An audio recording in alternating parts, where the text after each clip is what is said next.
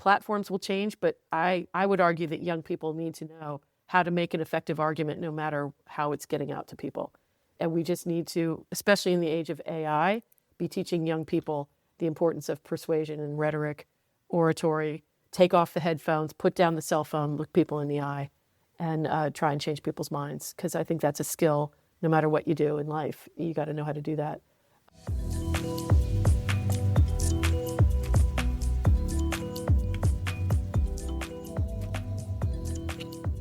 Welcome to another episode of CAPTivated, a podcast hosted by the Center for American Political History, Media and Technology at Purdue University. In each episode, we examine a specific facet of our digital public sphere, how it works, and how we got here. We are here to help you sort through the noise. I'm Hanna. I'm Sage. And I'm Julius. Our guest for today's episode is Mary Kate Cary. Mary Kate served as a speechwriter for President George H.W. Bush. She's also been a columnist and political commentator at U.S. News and World Report for many years. More recently, Mary Kate has served as the Assistant Vice President and Deputy Chief of Staff for the President of the University of Virginia. In that role, she handled presidential communications and strategic initiatives and taught in UVA's politics department. She was also the director of Think Again at UVA, an initiative to promote free speech, viewpoint diversity, and critical thinking through student-facing programming. We spoke to Mary Kate just as she has left UVA for a new job as a director of the new National Academy for Free Expression and Pluralism at the University of Denver. Mary Kate has appeared on numerous podcasts, webinars, and panel discussions relating to free expression and constructive disagreement. We had a great conversation with her about her experiences with speechwriting and why she thinks it's important for students to learn the art of political persuasion. Yeah, she gave us some incredible insights into how a presidential speech is actually written. I really enjoyed her stories about what goes on behind the scenes at the White House for something like a State of the Union or the turkey pardoning each year. Yeah, and she really dove into the nitty-gritty of the speech structure. And she talked about one of my favorite speech structures, Monroe's motivated sequence. And she talked about its function and its purpose, and demonstrate how she communicates this to her own students. She also told us about some of the interesting initiatives she's been working on at UVA. I particularly thought the one on low-tech zones in the dining halls was really thought-provoking. Here the idea was basically to have people remove their headphones when they're in the dining hall to signal that they're open to human connection. We started out by asking Mary Kate how she became a speechwriter.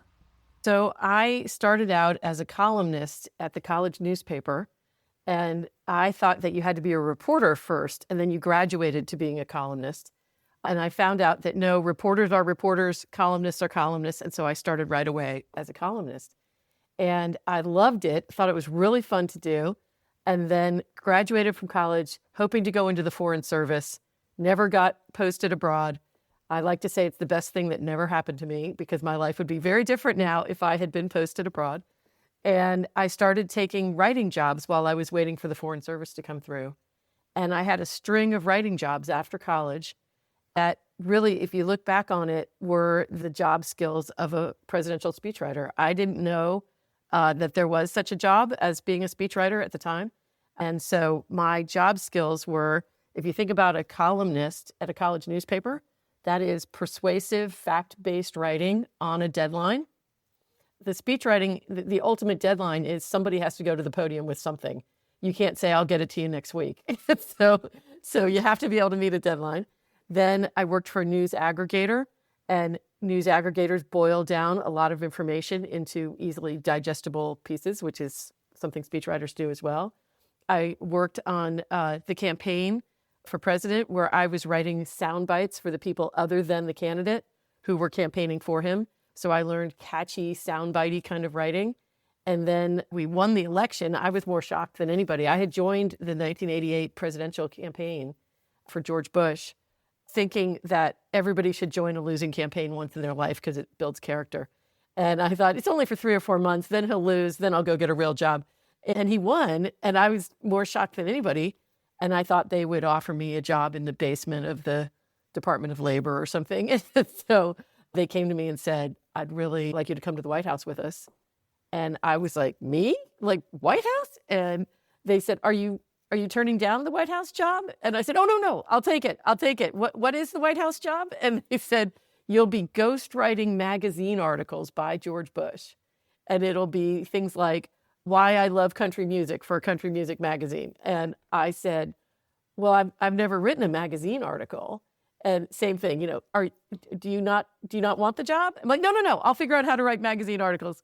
So I start writing magazine articles. I would have little questionnaires for President Bush, and I would send them by inter-office mail. This is before email.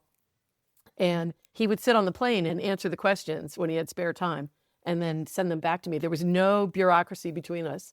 And I was 24 at the time, and I started writing these crazy magazine articles. 6 months later, the boss who, head of communications said, we're going to move you over to speechwriting now. And same thing, I said, well, I've never written a speech before in my life. Why would I start with the President of the United States? And same thing, he says, are you turning down the promotion? And I'm like, no, I'll take it. I'll figure it out. And so I was a junior speechwriter and started doing things like spelling bee winners, Boy Scout of the Year awards. I cornered the market on turkey pardonings. George Bush was the one who brought turkey pardonings back to the modern era. And in those days, it wasn't all dad jokes like it is now. It was somewhat serious. There was some joking, but the turkey pardoning, I really liked doing because nobody has ever said that was the worst turkey pardoning speech I've ever heard in my life. They do say that regularly about things like the State of the Union, but turkey pardonings, usually you get a free pass and you make the nightly news no matter what. So that's how I got into it. Amazing. I'm just really interested. How did you figure out his tone of voice? Well, for the magazine articles, I realized that I do think, as much as I had done my 10,000 hours with this string of jobs, I do think that it is a gift to be able to hear someone else's voice and to be able to mimic it. Not everybody can do that. And so I believe I got that gift from God. And so I start writing the magazine articles. And if you listen to the way he used to speak, he often didn't use a subject in a sentence. He would say, packed up the car, drove to Texas, raised the family, things like that. And so I was writing magazine articles like that. Well, English teachers started writing in and saying, this is a bad example for the children of America. And for the written word, he should be speaking in grammatically correct sentences. And so we had a meeting about it. And we all talked about it. I said, yeah, they're probably right. The written word. And that's the difference between writing for the eye and writing for the ear. And so magazine articles are for the eye, speeches are for the ear. And so I was mimicking his voice a little too closely for the written word, and then got to go full bore when I got switched over to speech writing. I could write the way he really talks. So you mentioned there, turkey pardoning always make the news, but no one is really critiquing them, but they are critiquing the State of the Union. Can you take us a little bit behind the scenes for something like a State of the Union? What goes into writing that kind of a speech? Sure. So in all honesty, I never got senior enough to write a State of the Union, but I certainly witnessed the sausage being made many times. And the speechwriters joke that getting assigned the State of the Union is the booby prize that nobody wants, because it is a lot of work. It takes weeks to months to write it, and you usually do not come out with rave reviews, no matter how good you are. So in general, this process at the White House is the scheduling office works with the president to decide which events he's going to say yes to and whether they would be speaking events. Then that list gets sent over to speechwriting. If it's a senior enough, big enough deal speech, the speechwriter meets one-on-one with the president to say, what do you want to say? How do you want to do this? If it's lower level, the director of communications meets, takes notes on a whole bunch of speeches, then comes back to the speechwriters and says, okay, Mary Kate, you've got the Boy Scout of the Year award. President wants to talk about the importance of volunteerism and developing young people into good citizens, something like that. You get a sentence or two of guidance. And then the researchers, I should say it's one person per speech, with the exception of George W. Bush's office. Most presidents, it's one speechwriter per speech. George W., they were written by committee, which I think would be very difficult. He called it the triune, 3 speechwriters per speech. And then each speechwriter also gets a researcher dedicated to that speech. And the researcher does 2 things. They go with the advance team to the location, to the venue, and see what is it that the audience can see behind the president? What will the president be looking out at? Who are the VIPs that need to be acknowledged who will be on the stage with him? Is there local stories, something that local color at the college or whatever? Is there lingo that the audience would think is funny if the president was using the local, slang and things like that? So the researchers come back and hand you all this gold mine of material, as well as quotes or, this day in history, all kinds of ideas for things to write from.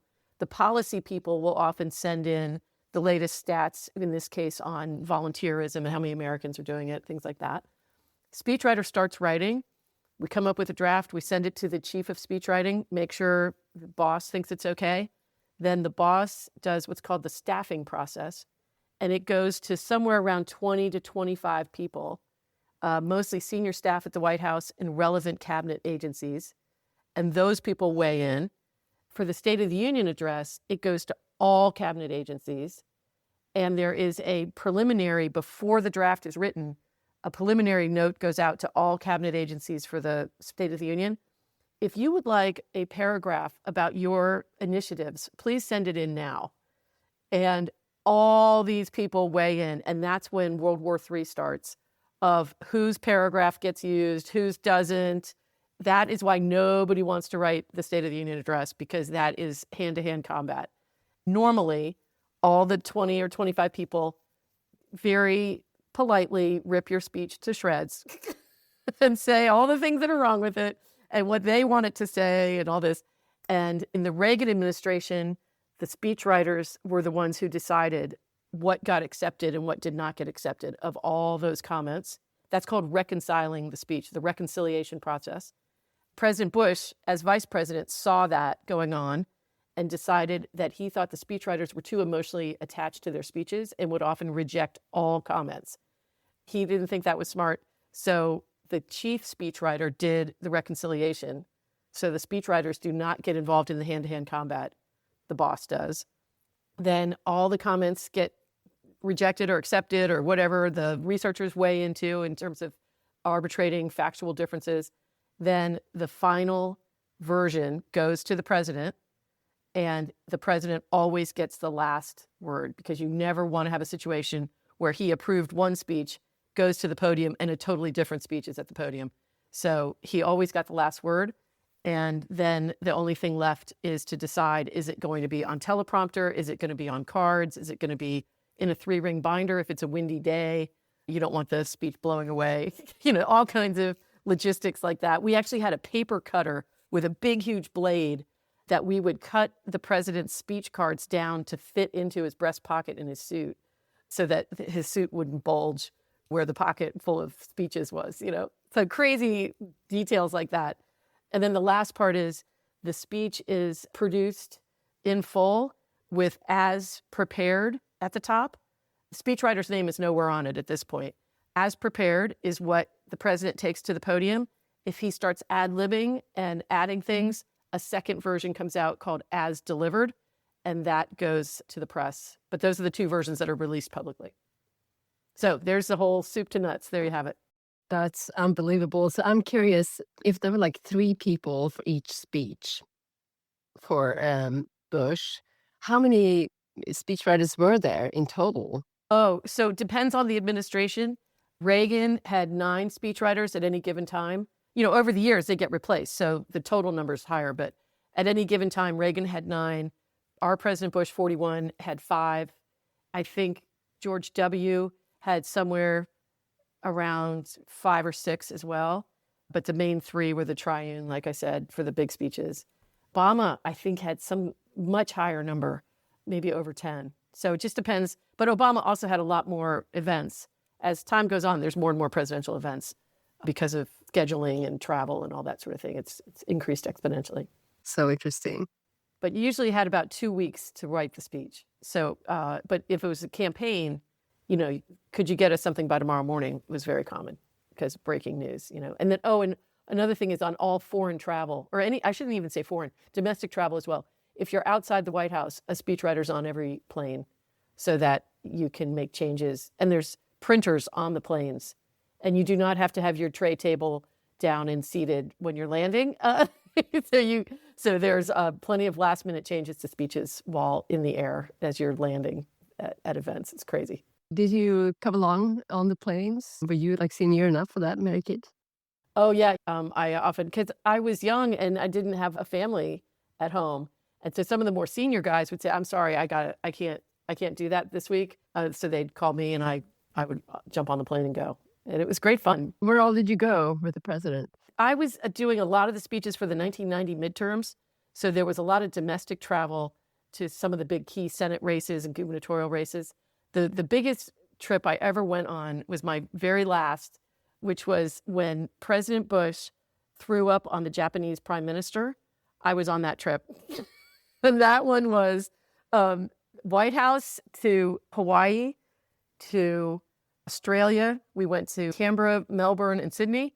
Then we went to Seoul, South Korea. And then we ended up, Singapore, and then Japan in Tokyo. And he was so exhausted. It was some ungodly number of time zones in, 5 days or something. And he was so exhausted, he threw up on the Japanese prime minister at a state dinner and made headlines worldwide. Yeah, for all the wrong reasons. For all the wrong reasons, yes. That sounds like such an intense way to write, like on the plane. Like talk about writing to a deadline. That's so interesting. Yeah. In comparison to kind of like sitting at your desk and having all your stuff in front of you. Can you tell us a little bit about what makes a good speech? Like in your mind, like what is a speech? What are the elements that make up like a good presidential speech or any speech? Oh, I could talk about this for hours, but I'll boil it down to the most important. Is the thing that's most fascinating to me is there's speechwriters who go to school for this and take oratory classes and rhetoric and study it, and they know the names of all the Greek devices and things like that. And then there's the other crowd, which I'm in, who just fall into it and happen to be able to write. And so I didn't know any of this until much later when I started teaching. And I looked back on the speeches I had written in my 20s, and all of these elements are in them. And that's because the human brain is wired for persuasion as far back as the cavemen. And so the most interesting one, I would say, is in 1920 at Purdue, thank you very much, Professor Alan Monroe decided he was going to look at all of the most persuasive speeches in human history. And he goes back to the ancient Greeks, the ancient Romans, Moses convincing them to walk into the Red Sea. I think that would have been a pretty persuasive speech. Things like that. How did he get people to do that? And he says that there are 5 elements in common in all of the greatest speeches, and the most persuasive speeches, I should say. And so it's called Monroe's Motivated Sequence. And I renamed it so that my students could remember it more easily. And they are that you first get everyone's attention with a grabber so that people say, wow, I've got to listen to this. If you're just droning on at the beginning of the speech, you're not going to hook people in. Then you define a problem that needs to be solved in a way that we can all agree is a problem. If you don't do that, people will tune out and say, well, I don't think that's the problem. Why should I listen to this guy? And then you propose a solution to the problem. Sometimes there's multiple problems with one solution. Sometimes there's one problem with multiple solutions. So there's variations. Then you visualize how great your solution would be. And then you end with a call to action. Sometimes you see it reversed in, say, a campaign speech. You'll see the call to action first at the end, where they say, we need to vote for this person for office, and let me tell you how great America will be if this person wins. So you can see how visualization and call to action might be interchangeable. So the mnemonic device that I taught my students is grabber, problem, solution, GPS. You're giving the audience a roadmap of where we're going to go. And then visualization, call to action, VC. If you do this, your speech will be very cool. And the students at the University of Virginia said, Professor Cary, we're at UVA. VC is not very cool. Virginia Cavaliers is VC. And I'm like, oh, of course, Virginia Cavaliers. So all roads lead to Virginia Cavaliers. That's how we do it. So I'll have to come up with a new one or go back to very cool. And I think that combination of an effective structure where you move from piece to piece and you have roadmaps in the words saying, next, I'm going to do this, or I'm going to make 3 points, things like that, so that people know where you're going.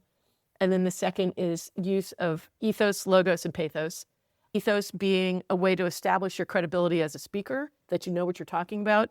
And people say, oh, I like this person. I'm going to listen to them, or they share my values. That's a way to establish ethos, is to have shared values. That's why you see people often saluting first responders and veterans at the beginnings of speeches, because people say, oh, if he likes first responders, he must be a good guy, so I'll listen to him. And then next is logos, the use of data, statistics, testimony, quotes from people, things like that. And then third is pathos, which is soul-bending moments, as the Greeks used to say, stories, things that make you laugh, things that make you cry. It gives you a lot of credibility with the audience. When you have all three and Monroe's motivated sequence, you've got a great speech. Yeah, that's so interesting hearing it all broken down. Like, and as you're going through and saying all of those things, it's like, oh yeah, thinking about it, that obviously that makes total sense.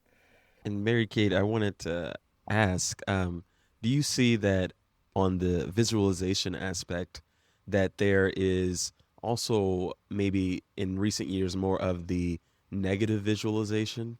So you obviously can have the positive visualization of like, this is what the country would look like with my solution.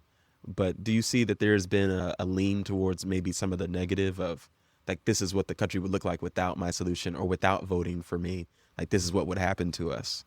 Yes, there's definitely a decision that needs to be made in every speech. When you say, here's the ends that we all agree on, and you get people nodding, yes, we all want clean air, we want a good education system, whatever it is.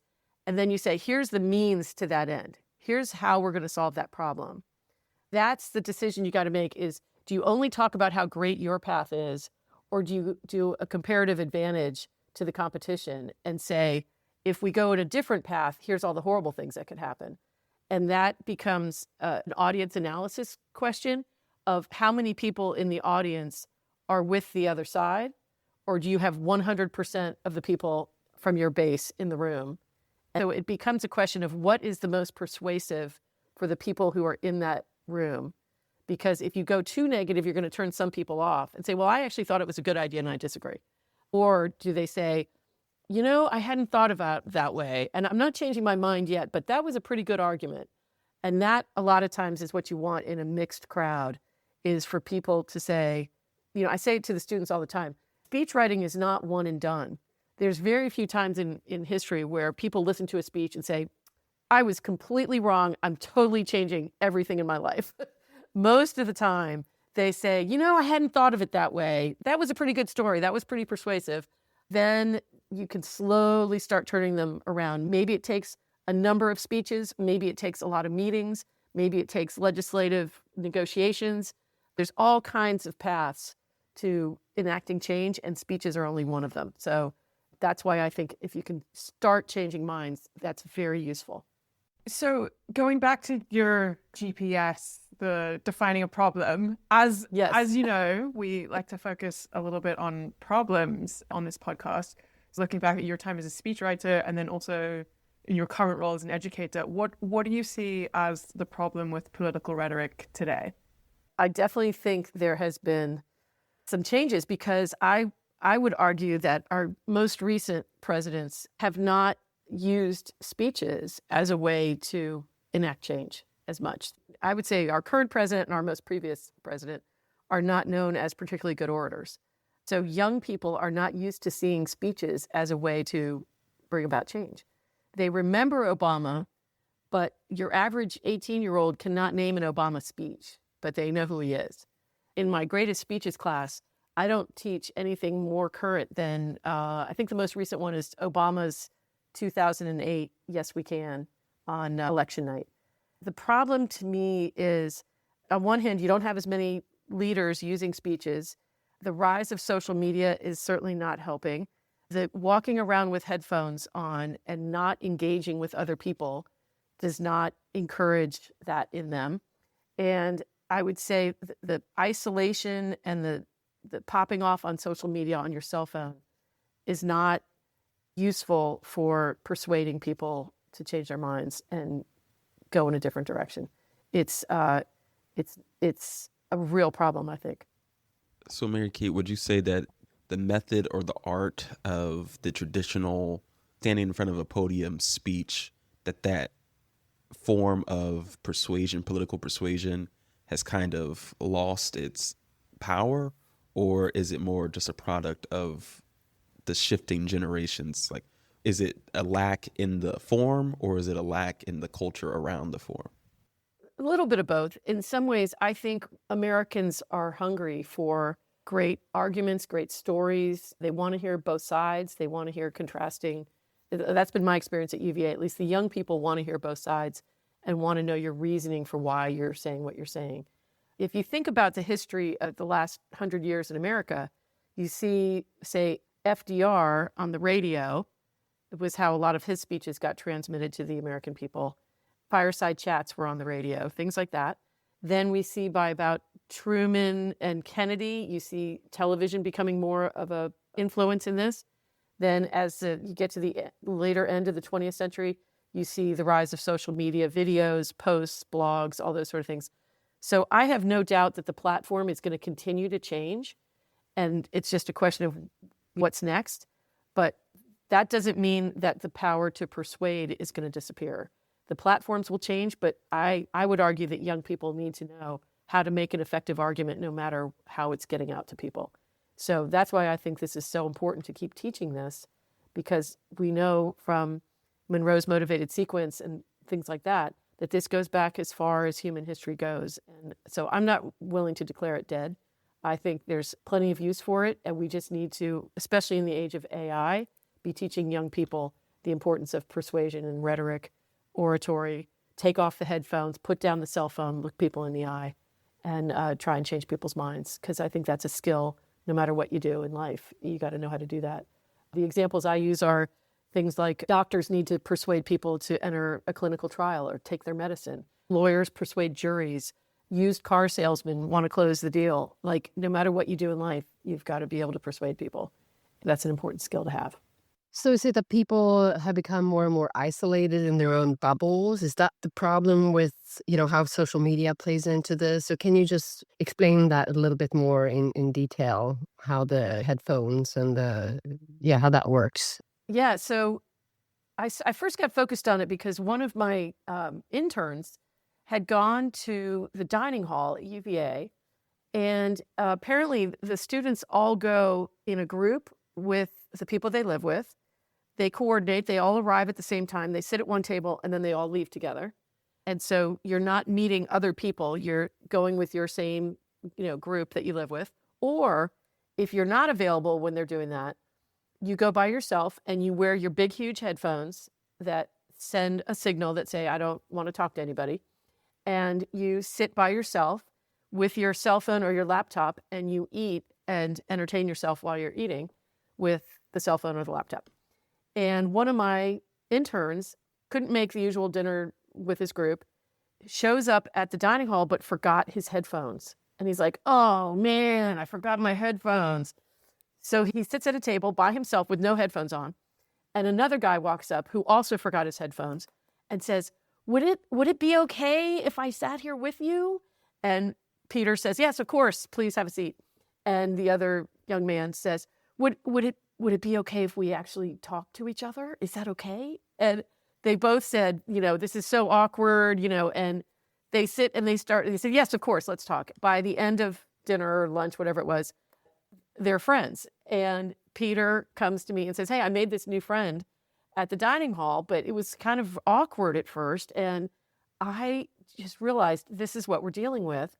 And I then started talking to the guys who run the dining hall, and they are all parents. They are not PhDs, at running the university. These are working class, really good guys who are parents, and said to me, we are increasingly concerned at how quiet the dining halls are. The students are not talking to each other. We think this is feeding the mental health problem of this age. And what can we do to fix this? And that's when we started talking about low-tech zones in the dining halls, where if you sit in this section of the dining hall, you are basically agreeing to do what Peter did, that you're open to conversations, you're not going to have your headphones on, and you're willing to talk to other people. And that is taking off. And I think there's an opportunity here, because every college in America has a dining hall. And if that's how we can get our foot in the door and start low-tech zones that the students are willing to start looking at each other in the eye, with no tech and start learning civil discourse and how do you deal with people who may have different views than you do, and keep it away from bomb throwing, name calling, hot political takes. Let's start building that culture. I found it really fascinating. I get curious, like how many people would end up in these low-tech zones? Was that popular? It was just starting at the end of the year, the school year just now. We basically got it put in place by spring break. So it had just started. The thing that I think is going to start happening is in Virginia, but I think I want to say 15 to 20 other states have similar legislation. Virginia had just passed no cell phones in the classroom, bell to bell, K through 12. So the students at UVA who just finished their first year came from high schools where the second half of their senior year, there was no cell phones in the classroom. And apparently they loved it because it gave them social permission. If everybody else is on the cell phone, they're not going to stop. But if nobody is, there was all these stats on the number of library books that were suddenly getting checked out, the number of games that were being played at recess, things like that. And so if we look at the composition at UVA, at least in Virginia State universities, 70% of the incoming class has to be in-state. And so that means 70% of the incoming class just came from high schools without cell phones. And as the next 4 years unfold, it's going to go to all 4 years of UVA students. 70% of them will have come from high schools without cell phones. So I think that's going to start changing the culture across the country where the students are asking for it. It's not the administration imposing it from above. It's the students saying, I don't want my cell phone. I'm tired of this. So I'm cautiously optimistic that we're about to see some changes. That's really fascinating. And that it's driven by students themselves realizing that this is like no good. Yeah. Wow. There's a whole crowd at UVA that it's a club that's called Flash, and they purchased a whole bunch of flip phones, and you can borrow a flip phone for 2 weeks and see if you like it. And then they started getting all kinds of data. I haven't seen the data yet, but I think they're collecting all kinds of numbers for the research to show that the students are asking for flip phones. Isn't that interesting? Because remember when they first came out and you had to click the A 3 times to get to see, how long it took to text? Oh yeah. Remember all that? I still have that like imprinted in my brain, like that type of keyboard. It makes you not want to text. Like I think I could still text on it like that.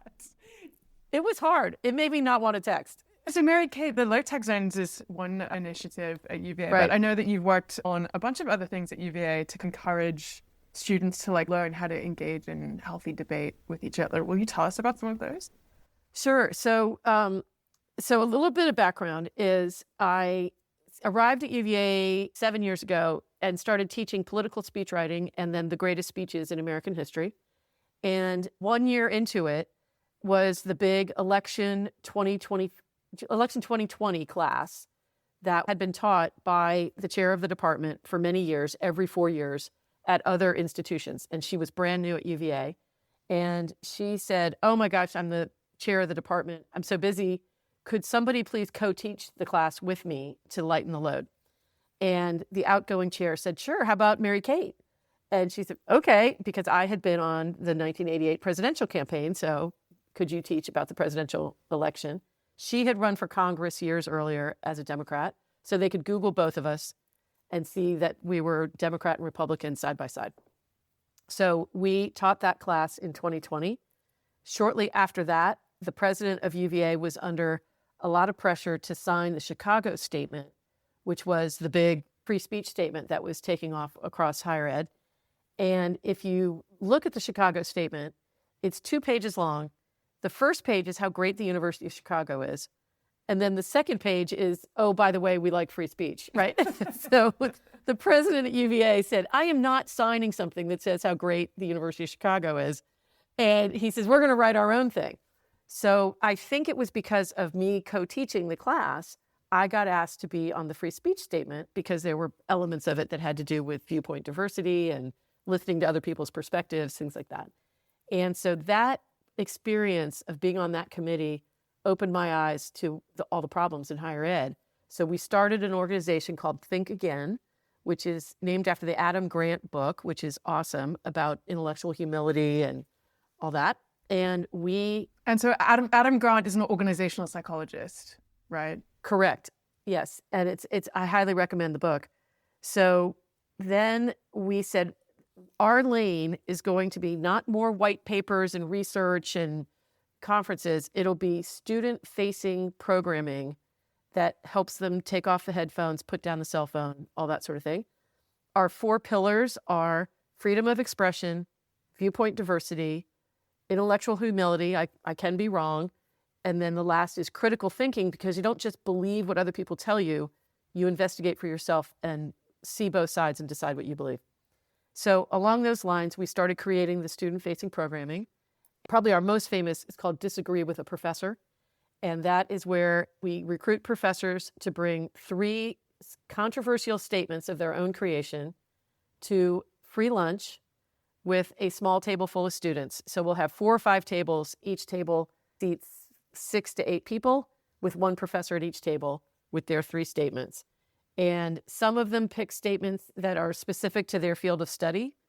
Some of them pick statements that are current events or political hot buttons, guns and abortion type things.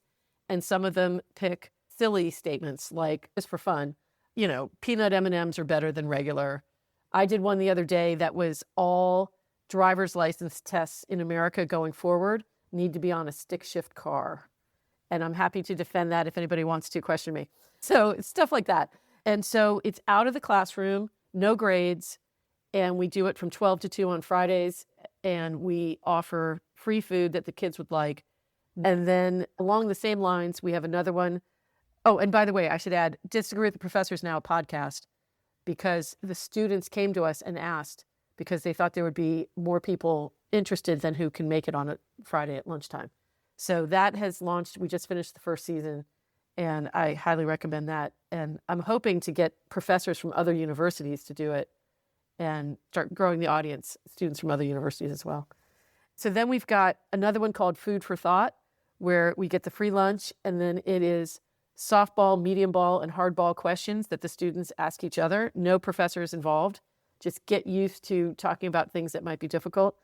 Another is low stakes hot takes, so that, again, no professors involved. And by the way, all of these Chatham House rules, no cell phones, no recording, no quoting anything you heard other than the ideas. You cannot quote by name something somebody else said.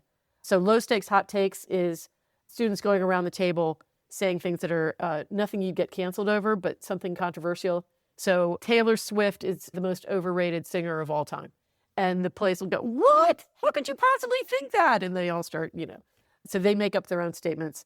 Another is, we realized that the free speech rules at UVA for protests and expressive activity, as they call it, was not in anything but lawyer language, and the pages and pages of fine print. And so it's since been fixed. But at the beginning, the students came to me and said, what if we turned this into something that students could understand? Because no one's going to pull out a laptop in the middle of a protest to figure out what the rules are. So we invented a free speech toolkit for students by students. They keep it in their pocket. It's paper. They keep it in their pocket during a protest. And it says exactly what is allowed under the First Amendment and what is not.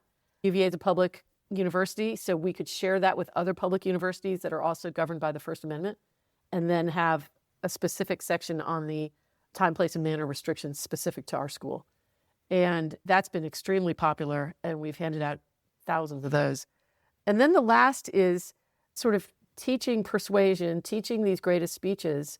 The demand went from, it's a 20-person seminar for the greatest speeches in American history, but eventually wait list of 100, which tells you that students are interested in learning about these speeches and how to persuade people. So we changed it to an online course that is available for free to the public. And it's called Speaking of America. And it is free of charge. And on the UVA website, I think there's a lot of people interested in the great speeches and great moments in our democracy where one person was brave enough to stand up and speak and change things. So those are all the things I've been working on to try and encourage this amongst young people. Wow, those are really amazing initiatives and so fresh to be thinking like that. I really like that. And I'm sure our audience would be interested in maybe accessing that course. So we'll put some links in the show notes. Mary Kate, we also know that you just got a new job as a director for the new National Academy for Free Expression and Pluralism at the University of Denver. We're really curious, what would you be doing there? So I'm very excited about this. It totally came out of the blue. I was very happy at UVA, and Denver kind of swooped in with this great new idea. And it was, I had a hard time saying no, obviously. So it is a new National Academy for Free Expression and Pluralism. The idea is that two things, that there's a lot of great things going on at other universities across America, but they are very siloed and they are doing great things on their own campus, but they're not necessarily sharing it across the nation with other schools. There's also a whole ecosystem of nationwide nonprofits who are coming in and doing great work, but don't have a campus on the ground to actually demonstrate what they're doing. And so there's things like Heterodox Academy, FIRE, Braver Angels, Bridge USA, all that. Denver has already partnered with, University of Denver has already partnered with most of the big national players who are doing great work. But now we have a place to demonstrate the success of these programs and share it nationwide. And so the way they've said it to me is that the free expression, viewpoint diversity, pluralism space in higher ed is like a building where there's various rooms. The rooms are very crowded. You've got a whole crowd of people, for example, working on litigation. There's another crowd that's doing, like, Think Again, student-facing programming. There's another crowd like Heterodox trying to help faculty change the culture. But none of these rooms have hallways between them, and nobody's talking to each other. And couldn't there be a national organization that bridges both sides and moves everybody forward together? And just get them talking to each other and sharing all the best practices would be a great start. So I'm happy to do that and be sort of a pollinator and figure out what's the best stuff going on nationwide that nobody knows about, and get it to everybody, so that if there's a great, Denver has a great curriculum program that is not at other schools, and let's get that out. And that is called Debate Across the Curriculum. And that's where rhetoric teachers come in, and subject matter specific to that class, they teach the kids how to debate. They come up with a prompt that has to do with the subject matter of that class. They divide the class in half, pro and con. The students don't get to pick if they're pro and con, and then they debate it, and then they switch sides. And my experience in my classroom is most of the students have never had to argue the opposite side unless they're on a debate team. And that is mind-blowing to them. I've had one that I assigned them the opposite of what they believe, and she wrote me back an email that said, crying. Another said, I've done the research on the other side. Am I allowed to change my mind now that I've learned about the other side? I said, yes, you are. You're always allowed to change your mind. So I think Debate Across the Curriculum could be a great template for across the country for other schools to use. And they've got tons of metrics on how successful it is. They were in 80 classrooms this last semester at Denver. And let's get the word out about that. That could easily be replicated at other schools. So that's just one example of some of the stuff I've seen that I want to try and help get out. I think it's going to be a fun job. Yes, that's really amazing. And how great to get these organizations to talk to one another. I've been really interested in the bridging organizations that try to, Braver Angels. Mm-hmm. And so for example, Think Again, our Think Again website has something on there called Think Again Academy under the resources. And that's where that whole list I just gave you of disagree with the professor, food for thought, low stakes, hot takes, all that's in there with the flyers that we created for the students. You could borrow them, replicate them for free, change the colors to your school colors. And we've got in there the budget, how to do the run of show. We just want to share it with everyone so that other schools do the same thing. So we're hoping that many more chapters of Think Again pop up across the country as well, because I think it's easy to do. If I can do it, anybody can do it. I'm an adjunct professor, and like I said, if I can do it, anybody can. And so, Mary Kate, I just wanted to give you the opportunity, with talking about all the great work that you're doing, to kind of explain like the necessity and the need for working towards this freedom of expression, this pluralism, this ability to think about ideas that may be different from yours. Why is that so necessary? Why is that so important, especially for college campuses?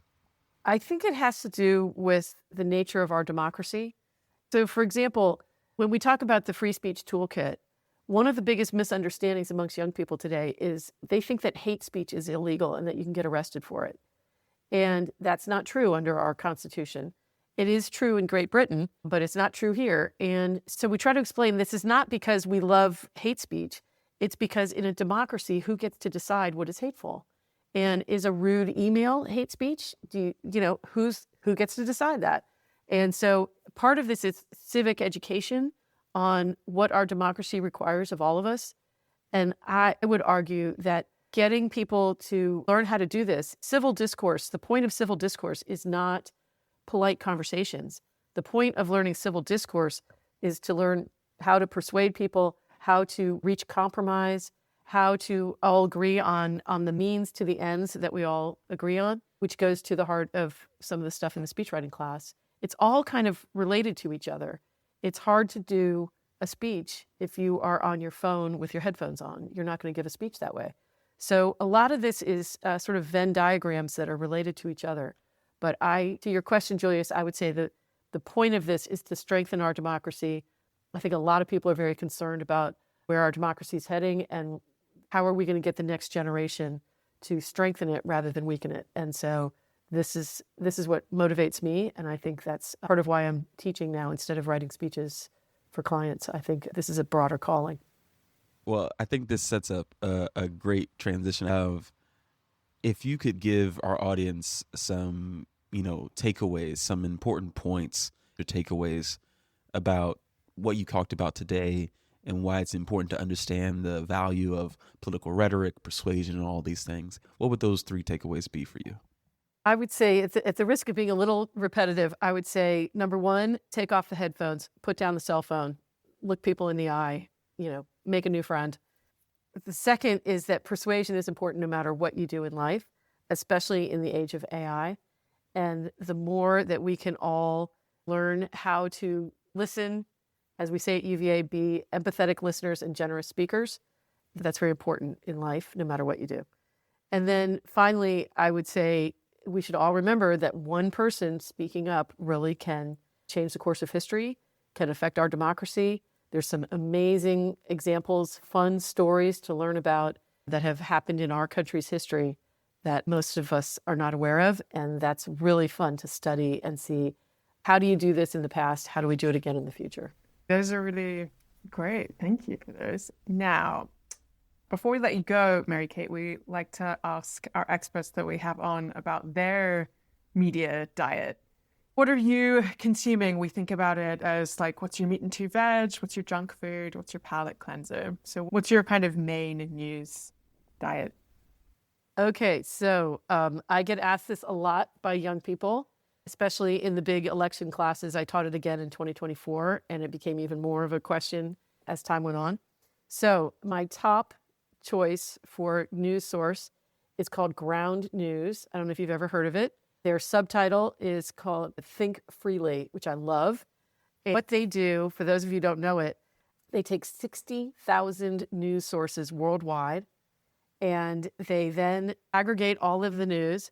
You choose which topics you're interested in getting in your feed. So, mine are mostly politics, international relations, things like that.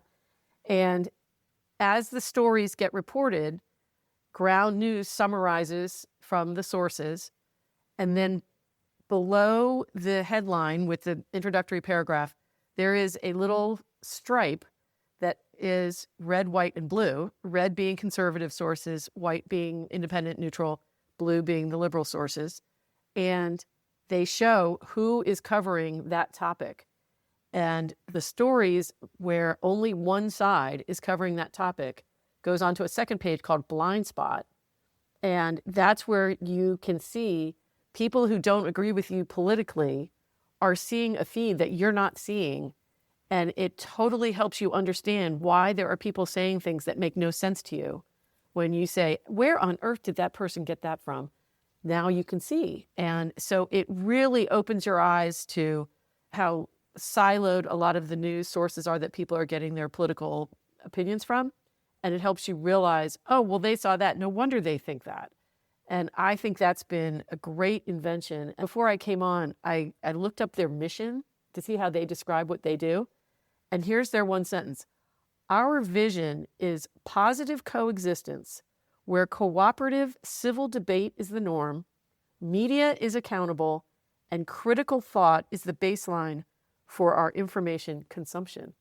So when I think about Think Again's pillars, critical thought is in there, civil debate is in there, positive coexistence. That's like mom and apple pie. Who does not want positive coexistence?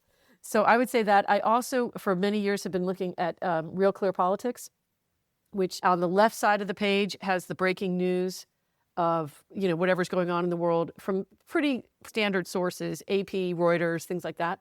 And then the main part of the page is the most read opinion pieces in America. And they try to match them. So it'll say, so-and-so is an idiot. And the next one says, so-and-so is a genius. And so they try to put them right side by side with the authors and the sources so you can read the originals. And that is great fun to see political commentary from both sides, side by side. I think that's a great way to go too. Ground news does not have commentary, it just has the breaking news. So to get the commentary, I like that. So those are my meat and veg. And then what was the next one? Junk food, right? Junk food, yeah. What's your guilty pleasures? Junk food. Guilty pleasure, I would have to say I do look at X a fair amount because especially during the political election classes, there was stuff on X that was not getting reported by the news. There was also stuff on prediction markets that I was watching because I thought the polling was out of whack. In this day and age, I can't remember. I said this in class. Raise your hand if you have a landline.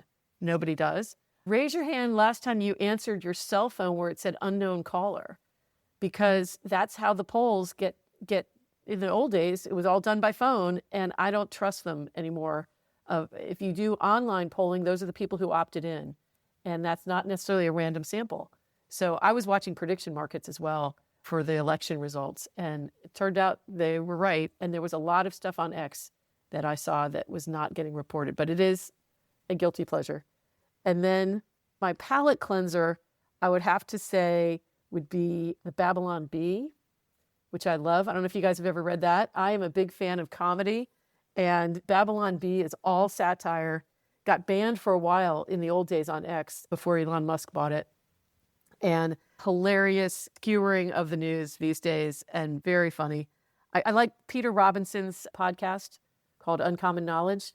And I also listen very faithfully to Heterodox Academy's Heterodox Out Loud podcast. Fascinating people from all walks of life that they interview. So those are my main ones. It's fun. There's a lot of good stuff out there right now. And then what do you do to take your headphones off and put your phone down and get away from screens? Oh, I play golf and I fly fish. I am not a natural athlete, so I'm kind of amazed that I can play golf. And if I can do it, anybody can. I highly encourage people to take up golf in middle age because it's been a joy in my life, and I never played it as a kid. So the good news is I don't have any bad habits to overcome. I just obeyed what they told me to do, and it worked. Same with fly fishing. There's a lot of great fly fishing in beautiful places that it's very peaceful and calming, and I highly recommend fly fishing. Really nice. So if our listeners want to find you and your work, where do they go, Mary Kate? So there's the Think Again website. If you Google it, Think Again at UVA, it'll pop up. And that's where you can see all these templates for doing fun events and all the commentary we have and things like that. If you would like to learn about Speaking of America, the greatest speeches in American history, we've got 25 or so episodes. Almost all of them are out. We're winding up towards the grand finale, which is the Gettysburg Address, greatest speech in American history. And that, if you Google Speaking of America, UVA, it'll pop up the registration page. And all you have to do is give your name, your email, so that we don't have a bunch of bots. And then you click the box that says you are a friend of UVA, and you have free access to it. And it'll stay up forever on that site. So it's still getting released, but then they'll stay forever. And then the last is hopefully over the course of the next year, we will build an online presence at the National Academy for Free Expression and Pluralism at Denver. But I don't have a website yet for that. But hopefully we'll start building that out and sharing amazing resources across the country. So those would be the three. Think Again, Speaking of America, and the National Academy for Free Expression. Really, really great. Yeah, it's been so nice to talk to you and so interesting to hear about all the innovative things that you're doing and just amazing career trajectory. And we really appreciate you coming on, Mary Kate. Yeah, thanks for coming. Yeah, thank you so much. Well, thank you. And thanks for having me out to Purdue recently. I loved it. Go Boilermakers. And it's great fun. Thanks again for having me. This has been another episode of CAPTivated. It's been hosted by CAPT. You know, CAPTivated. You guys get it. It's the Center for American Political History, Media, and Technology. The ideas presented by individuals on the podcast are theirs and theirs alone. They do not represent Purdue University, which adheres to a policy of institutional neutrality. To learn more about this episode's guest, check out the show notes. We really enjoyed this conversation today, and we hope you got something out of it too. Thanks for listening.